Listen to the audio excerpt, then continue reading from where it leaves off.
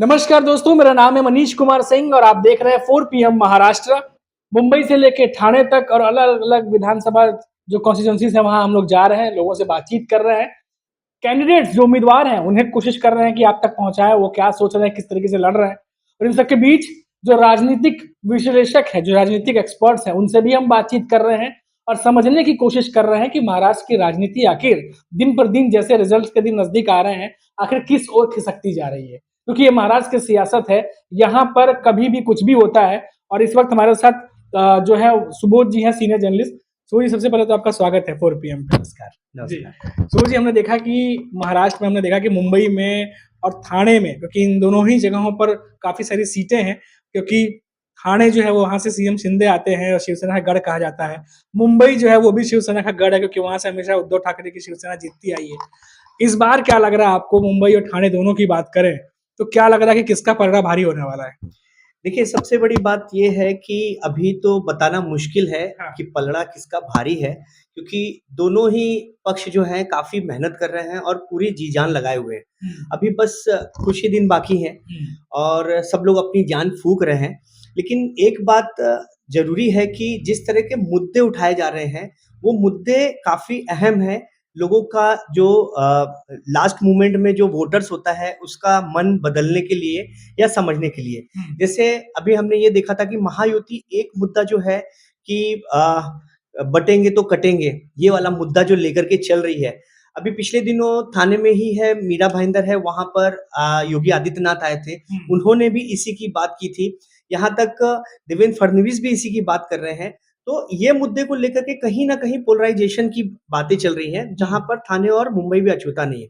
वहीं अगर बात करें उद्धव ठाकरे और महाविकास अघाड़ी की, तो वो जो मुद्दा लेके चल रहे हैं, वो मुद्दा है गुजरात बनाम महाराष्ट्र का, कि महाराष्ट्र से कैसे चीज़ें गुजरात में जा रही हैं, तो ये कितना सही है, क्या किसको हम समर्थन देंगे? तो ये मुद्दा भी काफ़ी अहम है। तो दोनों मुद्दों पे दोनों ही पक्ष जो है जोर लगा रहे हैं। अब देखना ये है कि किसके मुद्दा ज़्यादा हावी होता है।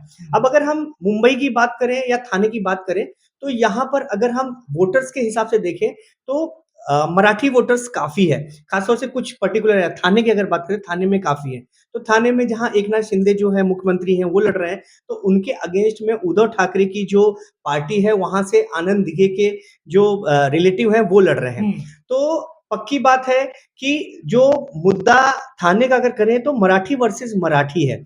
वहीं अगर मुंबई में कई जगह पर मराठी वर्सेस गुजराती है, मराठी वर्सेस मराठी है, काफ़ी सोच समझकर दोनों जगह दिया गया है। लेकिन अब ये है कि मुद्दे दोनों के मुद्दों में कौन-सा भारी पड़ता है, ये देखना होगा। जी, बिल्कुल। और इसीलिए हमने देखा कि उद्धव ठाकरे लगातार जो संबोधन कर रहे हैं, रैलियाँ कर रहे हैं, एक-एक दिन में 3-3 4-4 रैली कर जा रहे हैं वो। तो ये जो तमाम चीज़ें हमने देखा कि ज़्यादातर करके वो यही बात कह रहे हैं कि महाराष्ट्र से जो कारखाने थे, जो उद्योग थे, वो गुजरात ले जाए गए, महाराष्ट्र को लूटा गया। ये तमाम बातें जो हैं, वो कहीं न कहीं जनता तक पहुँचाने की कोशिश कर रहे हैं। तो वो जी लोकसभा चुनाव में जो है, ये कहीं न कहीं कारगर साबित होता दिखाई दिया। बीजेपी और मायावती को क्या ये लग रहा है कि जो उद्धव ठाकरे जो करना चाह रहे हैं, अगर वो वाक़ई करने में कामयाब हो गए, तो विधानसभा चुनाव में फिर से बहुत बड़ा झटका उन्हें लग सकता है। इसीलिए देखा जा रहा है कि तमाम स्टार प्रचारक हैं जो महाराष्ट्र में अलग-अलग जगह घूम रहे हैं। हमने कहा स्मृति ईरानी यहीं थी, योगी आदित्यनाथ यहाँ थे, अमित शाह यहाँ थे, नरेंद्र मोदी भी आए थे यहाँ पे, तो सारे प्रचारक आए थे। तो ये लग रहा है कि जो उद्धव ठाकरे करने की कोशिश कर रहे हैं, अगर वो हो गया, तो वो नुकसान पहुँचा सकता है महायुति को? देखिए, अगर हम बात करें तो जैसा आपने बताया, तो महाराष्ट्र में कैसा है, हर जो भी एरिया है, जहाँ-जहाँ पर जो क्षेत्र हैं, जैसे मुंबई का अलग क्षेत्र है, पश्चिम महाराष्ट्र अलग है, विदर्भ अलग है, आपका कोंकण अलग है, तो हर जगह के अपने-अपने मुद्दे हैं। ये मुद्दा जो है गुजरात बनाम महाराष्ट्र का है, ये मुद्दा यहाँ के लिए तो वाक़ई कारगर है और जो मुंबई या एमएमआर जो रीजन है, वहाँ पर ये मुद्दा काफ़ी हावी रहेगा और मुझे लगता है कि वहाँ पर सक्सेस मिलेगी भी। वहीं अगर बात की जाए, तो अगर हम पश्चिम महाराष्ट्र और बाकी जगह की बात करते हैं, तो मराठा का जो मुद्दा है, वो मुद्दा वहाँ पर काफ़ी कारगर होगा। पक्की बात है कि थोड़े दिन पहले तक महायुति इसी पशोपेश में थी कि लोकसभा का जो उनको रिज़ल्ट आया था, वो काफ़ी अच्छा नहीं था। 2019 से 2024 में काफ़ी फ़र्क था। इसी वजह से अब स्ट्रैटेजी महायुति ने चेंज की है। अब स्ट्रैटेजी जो है पोलराइज़ेशन की स्ट्रैटेजी मुझे ज़्यादा लग रही है। वहीं पोलराइज़ेशन के अलावा जो उनकी एडमिनिस्ट्रेटिव मशीनरी है, उसका कैसे यूटिलाइज़ेशन करना है, उस पे ज़्यादा ध्यान दिया जा रहा है। और जैसे-जैसे नज़दीक आ रहे हैं, वैसे-वैसे स्टार प्रचारक काफ़ी ज़्यादा एग्रेसिवली अपना जो है प्रचार कर रहे हैं और कहीं न कहीं लोगों के दिमाग में ये बैठाया जा रहा है कि अगर हिंदू एक नहीं हुआ, तो उसके लिए तकलीफ हो सकती है।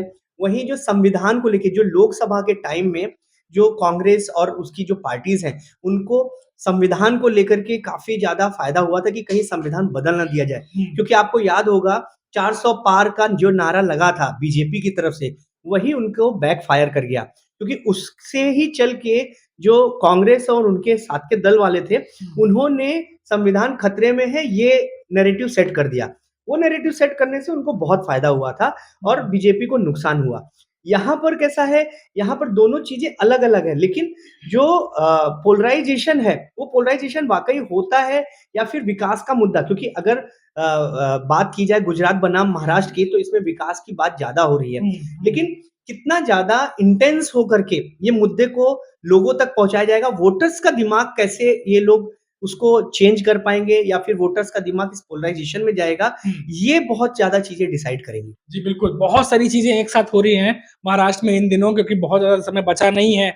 20 तारीख को वोट होना है। एक ही चरण में 288 सीटों पर मतदान होगा और 2 दिन बाद काउंटिंग होगी। आखिरी सवाल आपसे सुबोध जी लेना चाहेंगे। ठाणे में हम इस वक़्त बैठे हैं। ठाणे में भी सबकी नज़र है। सीएम एकनाथ शिंदे भी यहीं से आते हैं। बहुत बड़े-बड़े दिग्गज शिवसेना के यहाँ से चुनाव लड़ चुके हैं और लड़ रहे हैं। क्या लगता है यहाँ पे क्या माहौल, हालाँकि जल्दबाज़ी है, पर फिर भी आपको भी फीडबैक मिल रहा होगा, तमाम आप खबरें पढ़ रहे हैं, यहाँ पे क्या सीन लग रहा है? देखिए, यहाँ पर एकनाथ शिंदे जी का अगर स्थिति देखी जाए तो स्थिति तो अच्छी है फ्रैंकली स्पीकिंग, क्योंकि क्या है कि जो उनके अगेंस्ट में जो खड़े हैं केदार शिंदे जी, वो अभी नए हैं। केदार दिघे। हाँ, सॉरी, केदार दिघे जी जो हैं वो नए हैं, आनंद दिघे जी के जो रिलेटिव्स हैं। तो सबसे बड़ी बात ये है कि एकनाथ शिंदे जी के पास सिर्फ़ जीतने का ही नहीं, उनको ज़्यादा वोट से जीतने का यहाँ पर मेहनत करनी है। लेकिन फिर भी मैं बताऊँगा कि एक कोशिश हुई है कि कांग्रेस के जो मनोज शिंदे खड़े हुए, वो निर्दलीय वहाँ पर खड़े हुए हैं और वो हो सकता है कि जो उद्धव ठाकरे गुट से जो खड़े हैं केदार दिघे जी हैं, उनके लिए नुकसान करें। तो कोशिश हो सकती है कि इनको वो हो, लेकिन फिर भी अगर जो सिम्पैथी वोट अगर हुआ उद्धव ठाकरे जी के लिए, तो शिंदे साहब को थोड़ा-सा तकलीफ हो सकती है। लेकिन फिलहाल जो स्थिति है उनकी काफ़ी अच्छी स्थिति बनी हुई है और सीएम हैं, सीएम का चेहरा है, थाने को कहीं न कहीं ये चीज़ पहुँचा रहे हैं कि भई सीएम चेहरा है, उसको जिताना चाहिए, तो वो उनके लिए पॉज़िटिव जा सकता है। और किसका रिज़ल्ट क्या होगा वो तो ख़ैर बाद में 23 तारीख को ही पता चलेगा। और बाकी जगहों पर अगर हम बात करें तो अगर एंटायर थाने की बात करें तो एंटायर थाने में जो है महायुति की थोड़ी स्थिति अच्छी है और महाविकास अघाड़ी की स्थिति जो है मतलब कट टू कट है। लेकिन अगर स्थिति अच्छी की बात करेंगे तो महायुति की ज़्यादा अच्छी। जी, बिल्कुल। थाने की बात करें तो थाने में क्योंकि सीएम शिंदे खुद यहाँ से आते हैं, तो उनकी स्थिति कहीं न कहीं विश्लेषक और राजनीतिक जानकार भी मजबूत पाते हैं।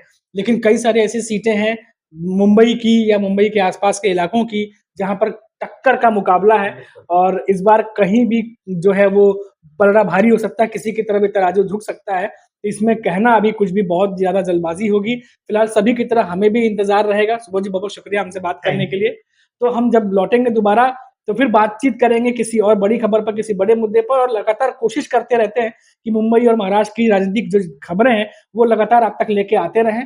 हर तरह से जो है अपडेट आपको रखें। फिलहाल अभी के लिए इतना ही, फिर लौटेंगे तो दोबारा बात होगी। नमस्कार।